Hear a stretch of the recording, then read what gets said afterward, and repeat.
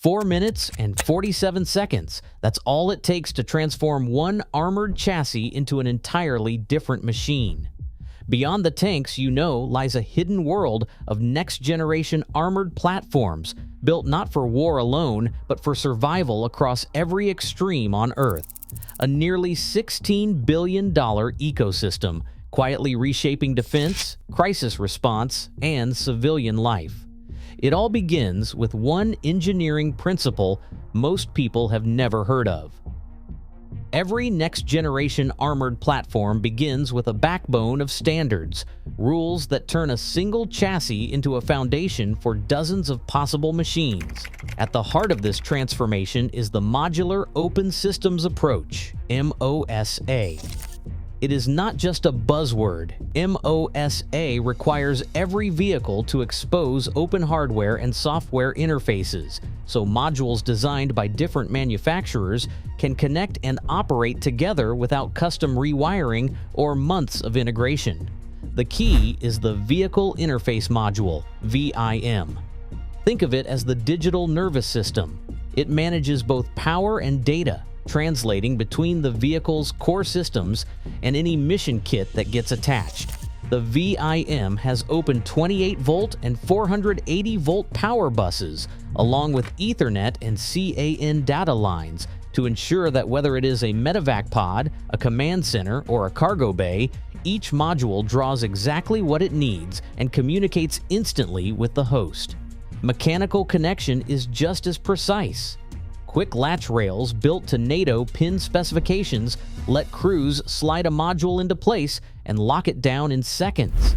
Self-aligning contacts on the rail engage redundant contactless power transfer pads known as CPT pads, so there is no need to fumble with heavy cables or risk a misconnection under pressure.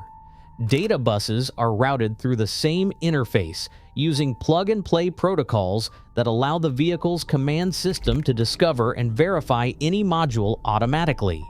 Standardization is not limited to military vehicles. Civilian armored sport utility vehicles and rescue vehicles now rely on similar modular rails and power and data couplings, a quiet revolution that lets first responders, security teams, and humanitarian operators reconfigure their equipment on the fly.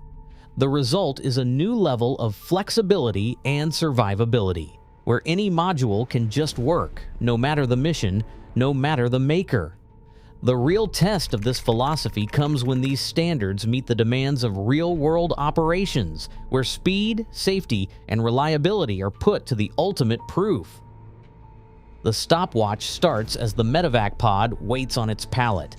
The crew leader calls out the checklist and two operators move to the vehicle's rear rail. A single lever disengages the standard cargo module. Hydraulic quick disconnects vent pressure with a short hiss. The pod slides free. No tools, no tangled cables. The vehicle's rail system, built to NATO pin specifications, guides the medevac module into place. Magnetic alignment pins snap into position, and the self-aligning contacts engage redundant power pads. The rail locks with an audible click. The entire mechanical swap is finished in 4 minutes and 47 seconds. The operator's voice comes through the intercom. Module secure, initiating system handshake. The Vehicle Interface Module detects the new pod and launches the built-in test routine. Power flows across the 28-volt and the 480-volt buses. The command tablet displays a status bar as the system verifies oxygen supply, suction, and patient monitoring circuits. In less than 60 seconds, the built-in test returns a green check. Sensors and medical equipment are online. Mission Kit Planner logs the conversion.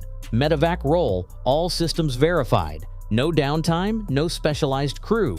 The vehicle is now ready for casualty evacuation, less than 5 minutes after rolling into the reconfiguration bay. What began as a standard transport is now a fully equipped field ambulance, certified and cleared for rapid response. In the field, that speed can mean the difference between life and death. Crowds surge against a line of armored vehicles, their engines humming behind reinforced glass. Riot control units rely on more than just brute force. Precision water cannons, calibrated to disperse without causing permanent injury, sweep arcs across the pavement. The operator's hands rest on a joystick, but the real protection is built beneath the surface. V-hull seating, a technology borrowed from battlefield vehicles, absorbs shock from thrown objects and even small explosions, reducing peak acceleration on occupants by 35%. In these tense moments, every second counts, not just for the officers inside, but for the civilians on the street. Disaster can strike just as suddenly. A collapsed building leaves a mountain of debris, with survivors trapped beneath. Here, modularity becomes more than a design choice. It is a lifeline. A 12-ton telescoping crane module fitted in minutes onto a standard chassis lifts concrete slabs that would defeat any human rescue team. The same vehicle that patrolled a protest hours earlier now clears a path for medics, its operator monitoring load sensors and hydraulic pressures from a blast-protected seat. Our job is to keep people safe, no matter how the situation changes, says the urban response chief, his voice steady over the radio. Modular systems let us adapt instantly. We can switch from crowd control to casualty extraction without ever leaving the scene. For the teams on the ground, survivability isn't a theoretical metric. It is measured in lives saved, injuries prevented, and the ability to respond wherever the next crisis unfolds. Wheels churn through mud, then slow as the ground softens into marsh. The operator shifts modes, and the sealed ramp at the rear lowers with a hydraulic hiss. The vehicle's hull, engineered with composite panels to shave off unnecessary weight, rides low as it glides into water. Onboard sensors confirm the transition. Watertight gaskets compress, and retractable water jets deploy beneath the surface. Thrust surges from twin water jets, pushing the armored carrier forward at speeds that would have been unthinkable for steel-plated predecessors. The hull's shape, calculated to minimize drag, lets the machine cut through waves while maintaining stability for crew and cargo. Above the waterline, an active suspension system automatically levels the chassis, counteracting the roll of the current and holding sensor masts steady. This stabilization is not just for comfort. It is critical for reconnaissance craft that rely on uninterrupted feeds from mast-mounted cameras and radar. Engineers face a constant trade-off. Every kilogram saved with composite panels means more payload or faster acceleration, but every ounce trimmed must still protect against small arms and shrapnel.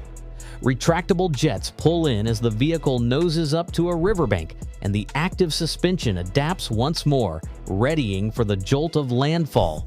In these moments, the boundaries between land and water dissolve, and the promise of true terrain agility becomes real. Armor adapts, survives, and keeps moving, no matter what geography throws in its path. Armored engineering no longer belongs solely to military labs or government contracts. Today, the civilian market for armored vehicles is a global enterprise, projected to reach $15.7 billion by 2026. Luxury SUVs, once a symbol of comfort and status, now roll off assembly lines with the same composite armor found in military transports. Dyneema and Kevlar, materials engineered to stop rifle rounds and absorb blast fragments, are layered beneath leather interiors and polished trim. The result is a vehicle that can shrug off a 7.62mm rifle shot while still gliding quietly through city streets. Certification is not just a formality. Civilian armor must meet strict standards. IJ Level 3, A for handgun threats, EN 1522 and 1523 for rifle fire, and UL 752 for ballistic glass. Each claim is verified by live fire testing at independent labs. The process is expensive but essential, as insurance carriers demand proof of protection before issuing policies. Maintenance is another layer. Ballistic glass must be replaced after any serious impact, and even the best composite panels require periodic testing to ensure integrity. This rapid adoption of military-grade protection raises difficult questions. Armored SUVs are marketed as tools for personal safety, but their presence on city streets blurs the line between civilian life and conflict. For every executive or diplomat who rides in a discreetly armored vehicle, there are critics who see an arms race unfolding in plain sight. The ethics of civilian armoring, who gets protected and at what social cost, now shape debates far beyond the factory floor. Salt spray beads on a faceted hull as an armored patrol boat slices through coastal waters.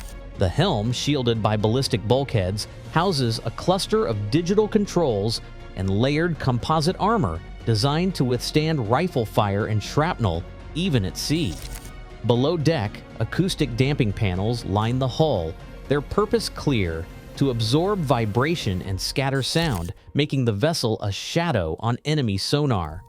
Along the waterline, stealth coatings disrupt radar signatures, while a bank of sensors scans for threats above and below the surface.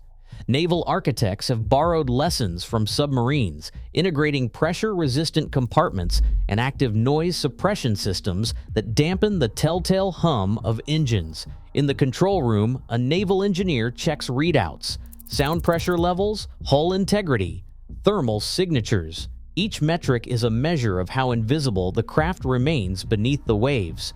This is armor reimagined for the maritime domain, not just a wall against bullets, but a cloak of silence and secrecy, shaping the next era of coastal defense and covert insertion. Archival footage reveals the brute geometry of early armor: rolled steel plates, sometimes half a meter thick, forged to deflect shells and shrapnel. These battleships and land fortresses defined an era, but their mass came at a cost. Speed, range, and thermal invisibility were sacrificed for sheer resistance. In contrast, today's propulsion labs chase a different kind of power: hybrid drives, blending diesel engines with high-capacity electric motors, now deliver silent running at the push of a button. In full electric mode, noise signatures drop by over 60%, making vessels and vehicles nearly undetectable by conventional sonar or thermal sensors. The shift is more than acoustic. Over-the-air software updates, pushed directly from the lab to the field, let engineers refine drive algorithms in real time, squeezing out every watt of efficiency and further reducing the thermal footprint. Rolled steel is no longer the gold standard. Modular composites and hybrid propulsion have redefined what it means to be protected, fast, and unseen.